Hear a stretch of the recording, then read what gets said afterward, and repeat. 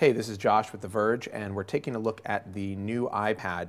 You're probably looking at these devices wondering which one is the new iPad. It's actually the device on the left, but they're basically identical in design, save for some very minor differences in weight and thickness. So while the new iPad does look the same as the old one, there are some significant differences. The first one is, of course, the Retina display, which you probably can't see on this video, and looking at it on a computer screen does it no justice, but it's an incredibly high resolution display. It's 2048 by 1536, which is double the resolution of the previous iPad and higher resolution than any monitor I have in my house, higher resolution than your HD television. It just is incredibly high res, and it looks pretty incredible. Even up close, you really can't see pixels on it. Looking at a text-dense page like The Verge, there's just no, it's just kind of like, I said this before, but it's kind of like looking at a glowing piece of paper, which sounds a little ridiculous until you see it, and it just is, you get an idea of how amazing the text and images really look on it. Again, seeing it on camera doesn't do it justice. You kind of have to see it in person. It should be noted that the Retina display on the iPad, on the new iPad, is a lower pixel density than that of the iPhone 4, iPhone 4S. Apple's explanation is that you're going to hold this a bit further away from your eyes than you would the iPhone 4.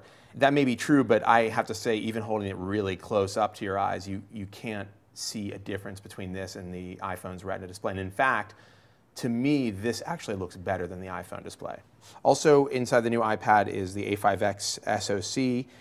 It has a CPU clocked to 1 gigahertz and a quad-core GPU, which Apple says will help with graphics performance. We're probably not seeing it on titles at this point, since this thing has just been released, but this is a fairly graphically intense game, and there's no lag whatsoever.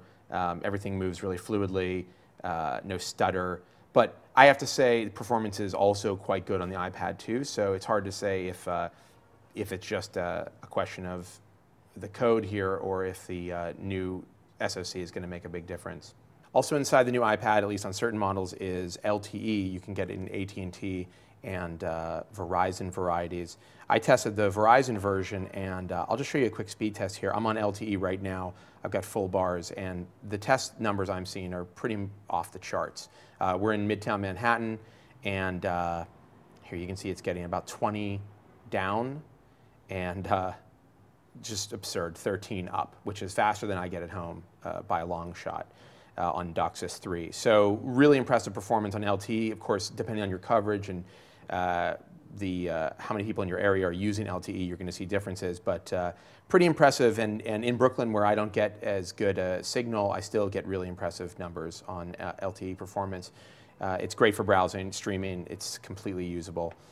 And you can also, for at least the Verizon version, use the iPad as a hotspot. And they've got a variety of plans from 1 gig a month up to 10 gigs.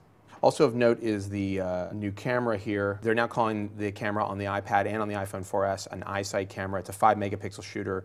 On this, does autofocus, face detection. It's actually a decent camera, except for the fact that it is extremely ridiculous to use an iPad to take photos with. So while it actually does take good photos, I can't recommend that anybody walks around taking photos with this thing because you're just going to look like a jerk. It takes fairly competent photos, and you can see some of the detail here.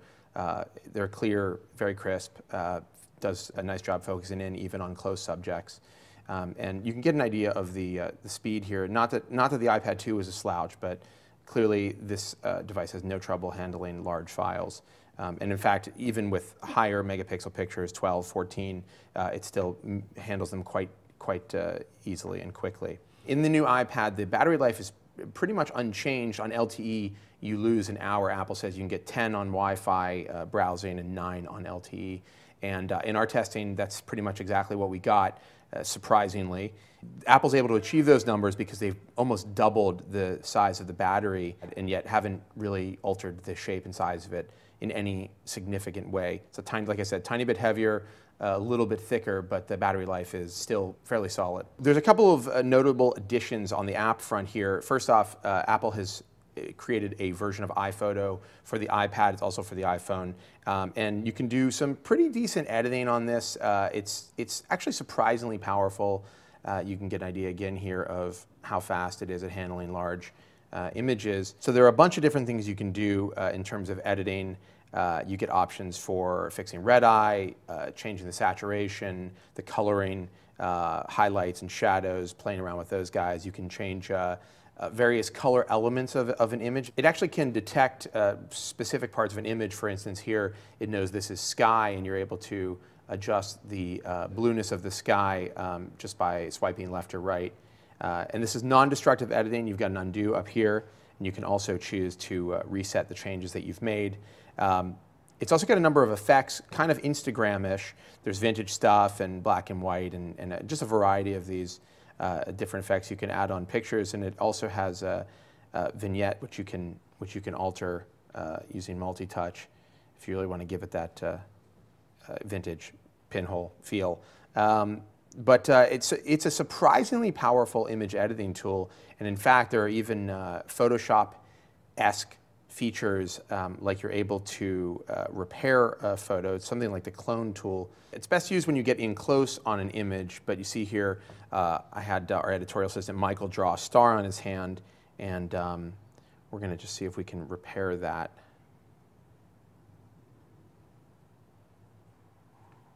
A little bit of pen there. Pretty decent for if you've got to do some quick edits of a photo. It's actually really powerful considering it's a $4.99 app and it's running on a tablet. It also can import and export RAW files, and you can work with much higher resolution images than what the iPad is capable of. So Apple hasn't included Siri in the new iPad, but they have added dictation, which does a really good job of listening to what you're saying and translating it to text on screen. Let's just do a quick test here. I'm dictating a note to the new iPad, comma, and it's pretty great. So you can see it works pretty well and pretty fast. Alongside the announcement of the new iPad and iPhoto, Apple also talked about an update to GarageBand, which adds a few things like Smart Strings, which is an orchestral version of their smart guitar and keyboard and drum options. But one of the coolest new features of GarageBand is the fact that you can basically have a jam session with other people running GarageBand on the same network, whether it's on an iPhone or an iPad. And basically one person becomes a band leader and everybody else follows their sequence. But when you play on the secondary iPads, it records to the first one and records on the second one as well. So you can contribute to a song in real time. It's actually really cool. And in fact, even if you're just playing around with an iPhone and an iPad solo, you're able to play multiple instruments at the same time, which is really cool for a musician. So here's something I was working on.